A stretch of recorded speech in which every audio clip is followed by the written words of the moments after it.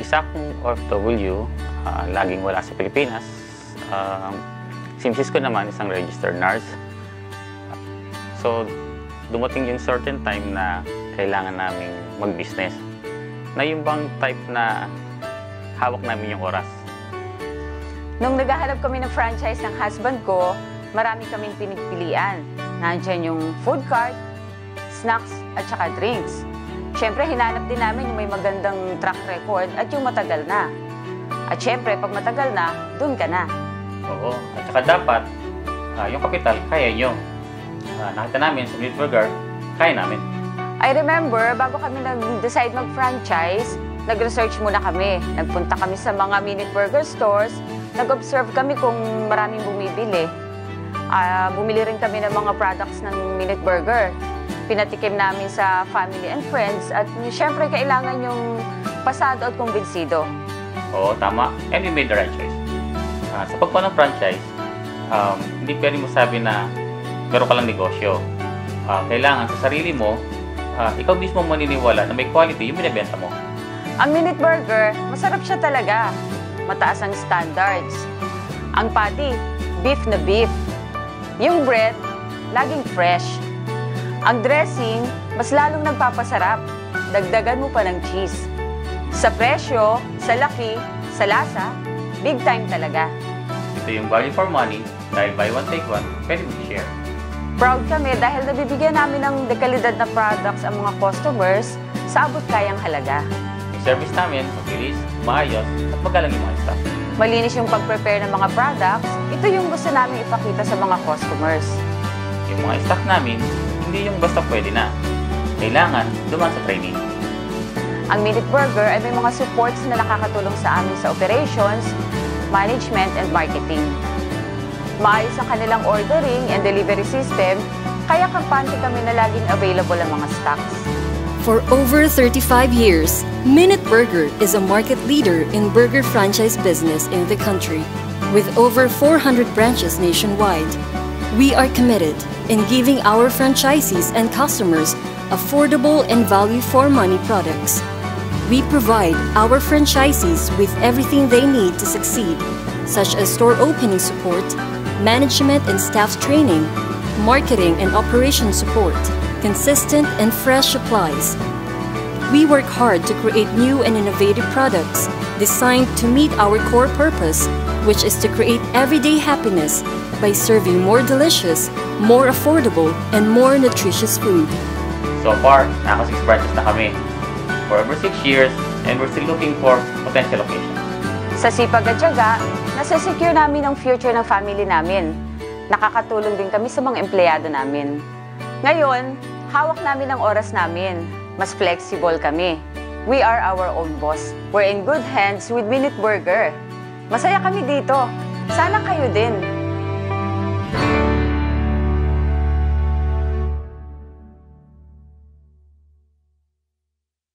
Mula sa most trusted brand, The Wilkins, inihahandog namin sa inyo ang Wilkins Delight, ang flavored water na swak sa panlasa ng mga millennials at siguradong magpapataas palalo ng inyong benta. Mayroon itong 3 masarap na flavors: pink pomelo, orange, at apple. Umaapaw ang suporta sa launch na ito. May TV commercials, billboards, point-of-sale materials, social media presence at sampling sa buong Pilipinas. At sa abot-kayang halaga na 11 pesos per bottle at 120 pesos naman para sa 12 bottles, siguradong papatok ito sa inyong mga suki. At para matulungan kayo sa pag-drive ng availability, meron tayong consignment bundles na ipamimigay sa mga retailers.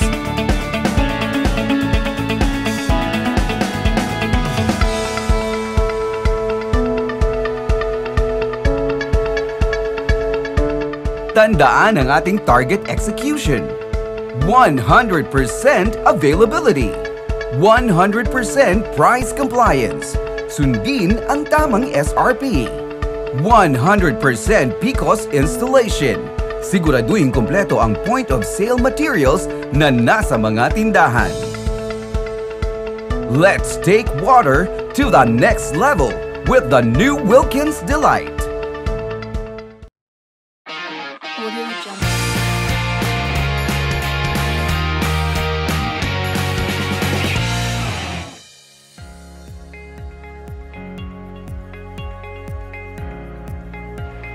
I'm Mark Lester Balido, the Process and Production Facilitator here at the Republic OPEX University. Here, we provide our trainees with a holistic learning experience through combined classroom lecture and on-site practical work. It is very important for our trainees, especially those who work for Republic plants, to be able to learn in the most comprehensive manner and setting. Because when they go back to their respective plants, they should be able to immediately put into work what they have learned to help their plants perform well. I, having worked previously for 3 Republic plants, know very well that knowledge and competency or expertise combined with good working attitude is reflected in plant performance improvement. Here at the OPEX University, we help Republic make sure that we'll have the right people at the right place at the right time.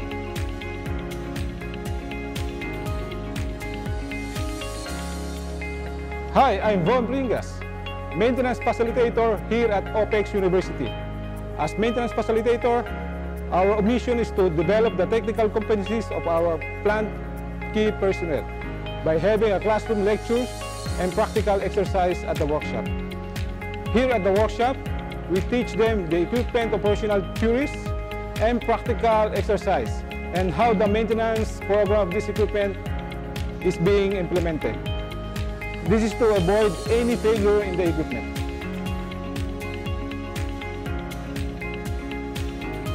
Ako pala si Ronald Panjalan from Batangas Plant, 32 years old, 5 years and 10 months na sa Republic Cement nagtatrabaho. And then may job opening sa Batangas Plant, in-applyan ko, natanggap naman ako as plant mechanic. Bilang isang plant mechanic, kami gumagawa ng mga sirang makina and nagto-troubleshoot sa planta. Una, hindi ko pa alam yung mga experience na mag-troubleshooting. And then, pinasama ko ni Sir Nelson Buringot sa mga batikang mekaniko para malaman kung paano gawin ang mga troubleshooting. And then, may plano pala sa akin si Boss Nelson na gawing inspector. And then, kaya nirekomenda ako dito sa OPEX University para mag-training. Marami na ako natin na training sa OPEX University. Nag-start kasi ako sa training is 2012. Ang natin kong mga training is fill cooler, oil analysis, measurement, and vibration analysis. Ayun, marami ako natutunan sa training sa OPEX University na na-apply ko sa planta. At nakapagbigay na rin ako ng mga solution, recommendation para maiwasan yung pagkasira ng makina para maganda ang takbo ng planta. Sample, yung cooler EDF namin, mataas ang vibration. Pinunan ko ng vibration. Ang pagkuha ko is 12 mm per second ang vibration niya. And in-analyze ko kung anong sanghi ng pagkataas ng vibration. Ang nakita ko is unbalanced. And nagbigay ako ng recommendation para maiwasan ang pagkasira ng makina. And then, pinagawa naman sa amin. And then, ginawa namin doon, binalancing namin from pagka-balance namin from 12 mm per seconds, naging 1 mm per seconds. Kung hindi naagapan yun, matisira ang makina at mamamatay ang planta.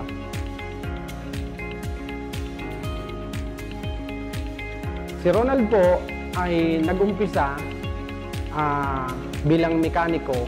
So, na-hire po namin siya noong 2011. Mula po doon, nakita ko ang kanyang mga struggle.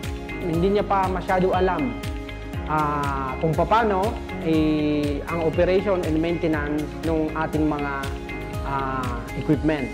So, noong time pong yun, ang ginawa natin ay pinadala natin si Ronald sa OPEX University para ma-train at malaman niya ang mga theory kung paano i-operate at i-maintain ang ating mga equipment. Dahil po sa tulong ng OPEX University, na-improve ang performance ni Ronald at naasahan na namin siya sa mga pang-araw-araw na paggawa sa planta. At siya na rin po ay nakakapag-lead na ng team para gawin ang isang trabaho. So, dahil po sa magandang performance na ipinakita ni Ronald, promote po namin siya from plant mechanic to mechanical inspector.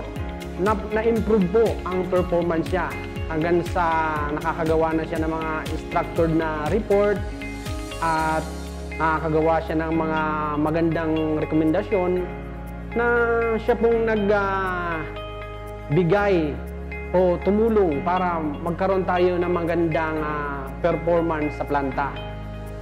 So, dahil po doon, ang ating planta ay nabigyan ng award na Best Plant. Ako po ay si Roland Sumatra from Danao Plant. Last September 2012, I joined the Republic as a CRO QCSO. After a year, I was promoted as a ship leader. As a ship leader, I will secure the production of the plant. Next is to follow the rule and regulation of the safety. That's 0 LTI.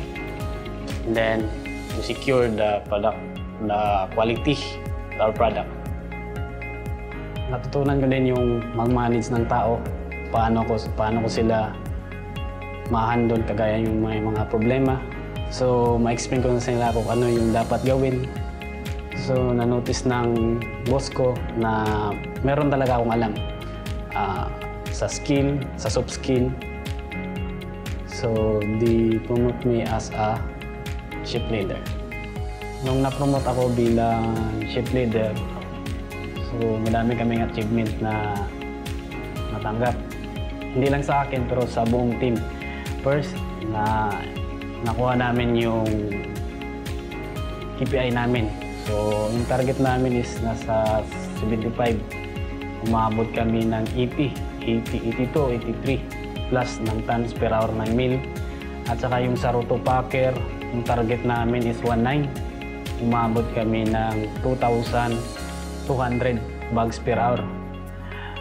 And then, in that year, na-hit din namin yung pinakataas na volume ng cement at saka yung dispatch. And then, yung sa aking sarili naman, meron akong natanggap din ako ng parang appreciation o reward. Kasi ako, meron kaming yung key performance indicator.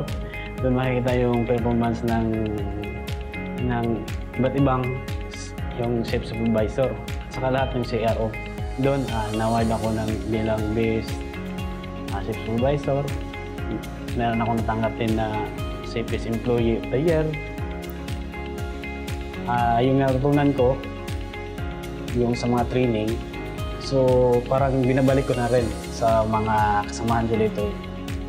Yung kagaya nun sa mga CRO at QCSO ngayon, so ano yung nalalaman ko, binibigay ko din sa kanya. Para at least, kung wala pa silang training, at least meron na silang background sa cement plant. So kagaya ng pag-operate ng mill, paano maging maganda yung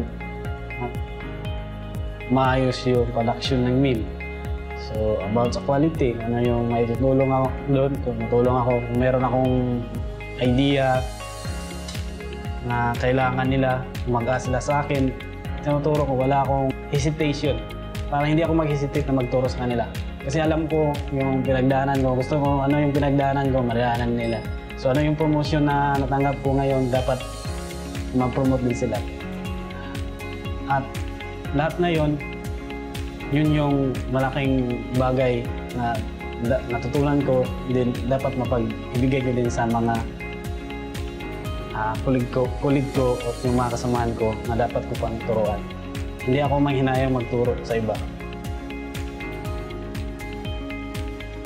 I'm Emmanuel Sibilla. I'm the production manager here in Danao Plant. I am the N+1 of Roland.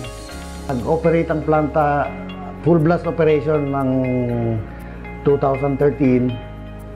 And then, Of course, mga bata pa yung mga naging empleyado. Isa na si Roland doon.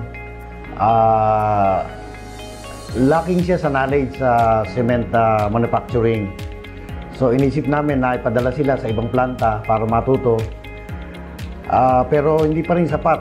Kailangan yung may actual and then may theoretical na knowledge sa paggawa ng semento. Habang tulan si Matra, bago siya pumasok sa plantas, siya ang control room operator namin. Ako yung ship supervisor niya. At nakitaan namin sa kanya na medyo masipag siya kahit na hirap siya, gawang wala siyang experience siya doon sa about cement manufacturing. Kaya naisipan namin na ipadala siya namin doon sa OPEX University. Nagkaroon ng program yung OPEX University for the Grinding 1 and Grinding 2 trainings. So pinadala namin si Roland doon sa OPEX University para ma-enhance yung kanyang knowledge sa grinding. And then after 2 weeks na nag-training siya, pagbalik niya, hindi na siya kailangang bantayan, alam na niya yung operation. Very huge improvement yung 1, 2, 3 years na hit namin yung aming mga KPIs. Hindi na kailangang bantayan. And then eventually na-promote siya na shift leader, shift supervisor sa kanyang kaalaman sa grinding. After sa training ni Roland sa OPEX University, malaki ang improvement na pagbabago niya doon. At nakita ko na maging mas aware siya sa safety at naging mas responsable siya sa trabaho niya. At aside from technical skills, na-improve din yung soft skills niya. Nagpapasalamat ako sa OPEX University at sa naging mentor ko na binahagi sa akin mga katagdagang kaalaman. Sana marami pa rin matrain ng OPEX University na katulad ko.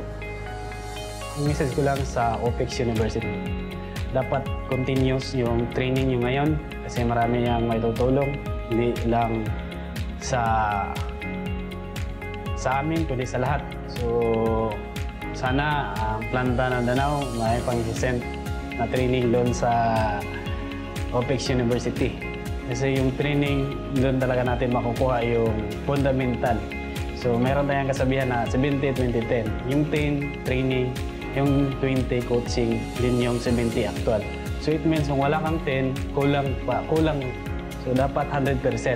So kung yung 100% mo buo, so it means marami ka talagang ma-experience, matutunan, then aangat ka talaga, meron ka talagang achievement. So nagpasalamat ako sa OPEX University na na-train ako, especially sa mga instructor kasi parang approachable sila kung ano yung mga tanong mo, bigyan ka talaga nila ng advice. Kahit nandito ako sa planta, kung tatawag ako sa kanila, bigay pa rin sila ng advice. Hindi sila mag-atubiling mag-advise. So ulit-ulitin ko, maraming salamat OPEX University. Pinapasalamatan ko ang OPEX University sa pag-train niya at pag-mold niya sa ating mga young engineers at technical people na siyang tumulong po sa ating planta para gumanda ang ating operations. So, thank you so much sa OPEX University. More power and we wish you all the best. Thank you sa OPEX University at nakita ko na malaki talaga ang tulong lalo na sa cement manufacturing.